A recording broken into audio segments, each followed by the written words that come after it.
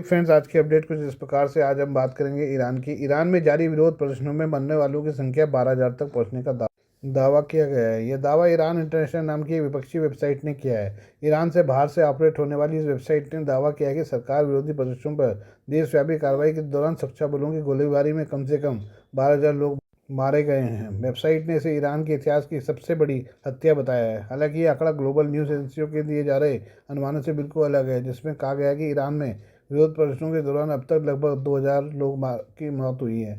Iran international का आंकड़ा अब तक रिपोर्ट किए गए आंकड़ों से कहीं ज़्यादा है। मानवाधिकार समूह और मीडिया आउटलेट से पुष्टि की गई मौतों की संख्या काफ़ी कम बताई है। हालांकि यह भी कहा है कि ईरान के अंदर इंटरनेट ब्लॉकेज और मीडिया पर पाबंदियों के कारण का स्वतंत्र सत्यापन करना मुश्किल बना हुआ है। ईरान इंटरनेशनल का आंकड़ा अब तक रिपोर्ट किए गए आंकड़ों से कहीं ज़्यादा है। मानवाधिकार समूह और मीडिया आउटलेट ने पुष्टि की गई मौतों की संख्या काफ़ी कम बताई है। हालांकि यह भी कहा गया कि ईरान के अंदर इंटरनेट ब्लॉकेज और मीडिया पर पाबंदियों के कारण इनका स्वतंत्र सत्यापन करना मुश्किल बना हुआ है। ईरान इंटरनेशनल का कहना है कि इनमें ज़्यादातर मौतें इस्लामिक रिवोल्यूशनरी गार्ड कोर और बासिज फोर्सेस की गोलाबारी में मुख्य रूप से 8 और 9 जनवरी की रातों को ही। इसमें यह भी कहा गया कि फायरिंग जानबूझकर की गई, जिसका उद्देश्य ज़्यादा से ज़्यादा लोगों को मारना था। इस आउटलेट ने यह भी दावा किया कि इस्लामिक रेवोल्यूशनरी गार्ड कोर और बासिज फोर्सेज ने यह गोलाबारी सीधे ईरान के सर्वोच्च नेता आयतुल्लाह अली खामनेई के आदेश पर किया। रिपोर्ट के अनुसार ईरान के सुप्रीम नेशनल सिक्योरिटी काउंसिल ने सीधा गोली मारने की अनुमति देने वाला आदेश जारी किया था। ईरान इंटरनेशनल ने कहा है कि कम से कम 12,000 लोगों को मौत का उसका अनुमान ईरान के अपने सुरक्षा संस्थानों के पास मौजूद आंकड़ों से लिया गया है। उसने यह भी कहा गया कि आंकड़ों को कई स्रोतों की मदद से जुटाया गया, क्रॉस चेक किया गया है। अमेरिकी राष्ट्रपति डोनाल्ड ट्रंप ने कहा कि प्रदर्शनकारियों के खिलाफ हिंसक कार्रवाई को लेकर ईरान पर हमले की उनकी चेतावनी के बाद तेहरान वाशिंगटन के साथ बातचीत करना चाहता है। ट्रंप की यह टिप्पणी ऐसे समय में सामने आई है जब अधिकार कार्यकर्ताओं ने सोमवार को कहा कि ईरान में महंगाई और मुद्रा अवमूल्यन को लेकर देशव्यापी प्रदर्शनों में मरने वालों की संख्या बढ़कर कम से कम 599 हो गई है। हालांकि ईरान ने अमेरिकी राष्ट्रपति की टिप्पणी पर फिलहाल कोई प्रतिक्रिया नहीं व्यक्त की है। उनकी यह टिप्पणी ओमान के विदेश मंत्री के सप्ताहांत में हुई ईरान यात्रा के बाद आई है, जो लंबे समय से वाशिंगटन और तेहरान के बीच मध्यस्थ की भूमिका में रहे हैं। और बातें करें हम ईरान के बारे में। ईरान में इस्लामिक शासन के खिलाफ लगातार विरोध प्रदर्शन हो रहे हैं। सरकार और प्रदर्शनकारियों के बीच जंग के हालात हैं। अभी तक 650 से ज़्यादा लोगों की मौत हो चुकी है। वहीं सरकार विरोधी प्रदर्शनों में शामिल 10,000 से ज़्यादा लोगों को गिरफ्तार किया गया है। वहीं ताज़ा रिपोर्ट के मुताबिक ईरान की सरकार प्रदर्शनकारियों को खौफ में डालने के लिए पहले फांसी को तैयारी कर रही है। रिपोर्ट के मुताबिक एक प्रदर्शनकारी इरफान सुल्तानी को इसी महीने की शुरुआत में प्रदर्शनों के दौरान गिरफ्तार किया गया था।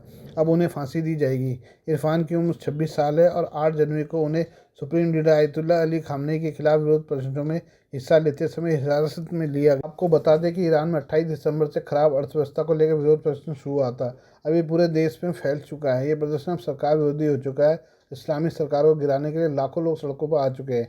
ईरान की इस्लामी सरकार बेरहमी से प्रदर्शन को कुचलने की कोशिश कर रही है। ईरान मामलों पर नज़र रखने वाले लोगों के मुताबिक 1979 की इस्लामिक क्रांति के बाद से ईरान के इस्लामिक शासन के लिए ये प्रदर्शन एक गंभीर चुनौती है। लेकिन क्या सरकार गिरेगी, इस पर शक है। इरफान सुल्तानी कौन है? सुल्तानी तेहरान कराच के फरदीस के रहने वाले हैं। उन्हें 8 जनवरी को विरोध प्रदर्शन करते हुए गिरफ्तार किया गया था। 26 साल के सुल्तानी पर अल्लाह के खिलाफ युद्ध छेड़ने जैसा आरोप लगाया गया है, जिसकी ईरान में बस एक ही सज़ा है, वो है मौत। मीडिया रिपोर्ट्स के मुताबिक सुल्तानी के परिवार को 11 जनवरी को फांसी की सज़ा मिलने की जानकारी दी गई और 14 जनवरी यानी बुधवार को उन्हें फांसी दी जाएगी। रिपोर्ट्स में कहा गया कि फांसी की सज़ा सुनाई जाने के बाद सुल्तानी को सिर्फ 10 मिनट के लिए उनके परिवार से मिलने की इजाज़त दी गई थी, वो भी कठोर पहरे में। हेंगाओ मानवाधिकार संगठन और अन्य संगठनों ने कहा कि सुल्तानी के खिलाफ न तो कोर्ट में सही तरीके से मुकदमा चलाया गया, न ही अपना पक्ष रखने का मौका दिया गया।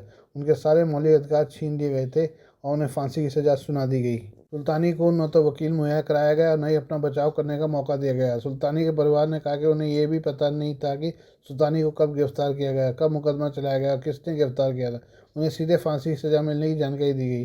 वहीं सुल्तानी की बहन, जो ये वकील हैं, उन्हें सज़ा के खिलाफ अपील भी नहीं करने दिया गया। उनका केस लड़ने या सज़ा की को चुनौती देने का अधिकार भी नहीं दिया गया। ईरान में लोकतंत्र के लिए नेशनल यूनियन का दावा है कि उनका एकमात्र अपराध आज़ादी की मांग करना था और उसने फांसी को रोकने के लिए इंटरनेशनल दखल की अपील की है। 15 जनवरी को सेना दिवस से ठीक पहले army chief general Upendra Dwivedi ने पड़ोसी मुल्क पाकिस्तान को कड़ी चेतावनी दी है। उन्होंने दो टूक कहा है कि ऑपरेशन सिंदूर अभी खत्म नहीं हुआ है। अगर पाकिस्तान कोई गलती करता है तो उन्हें करारा जवाब मिलेगा। सेना प्रमुख ने मंगलवार को प्रेस कॉन्फ्रेंस के दौरान ऑपरेशन सिंदूर को लेकर अहम खुलासा किया। उन्होंने कहा कि मई में चलाए गए ऑपरेशन सिंदूर के दौरान भारतीय सेना ग्राउंड ऑपरेशन के लिए पूरी तरह तैयार थी। सेना के टैंक पाकिस्तान में घुसकर हमले की तैयारी कर चुके थे। सेना प्रमुख जनरल उबेदी ने कहा कि ऑपरेशन सिंदूर में भारतीय आर्म फोर्सेज ने पाकिस्तान और पीओके में कई आतंकी ठिकानों को निशाना बनाया था। इन हमलों में 100 से ज़्यादा आतंकियों को मार गिराया गया था। यह ऑपरेशन 7 मई को शुरू हुआ, 10 मई तक चला। आर्मी चीफ ने कहा कि करीब 88 घंटे चले ऑपरेशन के दौरान सेना ने दुश्मन के ठिकानों पर सटीक वार किए, उनकी आतंकी गतिविधियों को ध्वस्त कर दिया। यही नहीं, भारतीय सेना जमीनी आक्रमण के लिए पाकिस्तान के अंदर घुसने को भी तैयार थी। द्विवेदी ने बताया कि ऑपरेशन सिंदूर को अंजाम देने के लिए सेना ने अपनी पूरी ताकत झोंक दी थी। उन्होंने कहा कि उस समय हम बस ये इंतजार कर रहे थे कि पाकिस्तान को कोई भी गलती करता है तो हम तुरंत जमीनी कार्रवाई शुरू कर देंगे। उन्होंने यह भी बताया कि इस ऑपरेशन में तीनों सेनाओं, थल सेना, नौसेना, वायुसेना के बीच बेहतरीन तालमेल देखने को मिला। यह सब एक स्पष्ट राजनीतिक निर्देश और एक्शन की पूरी आज़ादी से हो सका। सेना प्रमुख ने बताया कि 88 घंटे चले इस ऑपरेशन के दौरान सैन्य बलों ने दुश्मन के ठिकानों पर ऐसे वार किए कि उनका आतंकी ढांचा पूरी तरह से तबाह हो गया। उन्होंने कहा कि ऑपरेशन सिंदूर के दौरान पाकिस्तान ने मिसाइल और ड्रोन से हमला करने की कोशिश की थी, जिसे भारतीय सेना ने नाकाम कर दिया था। इसके जवाब में भारत ने पाकिस्तान की एयरफील्ड पर भी हमला किया था। इसके बाद 10 मई को सीजफायर का ऐलान हुआ। द्विवेदी ने कहा कि ऑपरेशन सिंदूर ने दुश्मन के रणनीतिक अनुमानों को बदल दिया।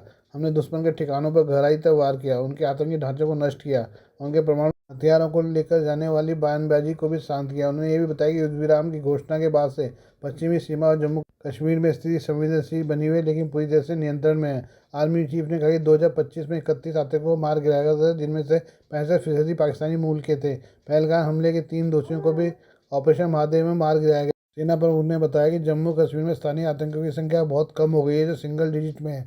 आतंकी भर्ती भी लगभग बंद हो गई है। 2025 में केवल 2 लोगों की भर्ती हुई। उन्होंने कहा कि जम्मू कश्मीर में सकारात्मक बदलाव के स्पष्ट संकेत दिख रहे हैं। Please do like, share and subscribe this channel of my news, views and analysis by Prakash.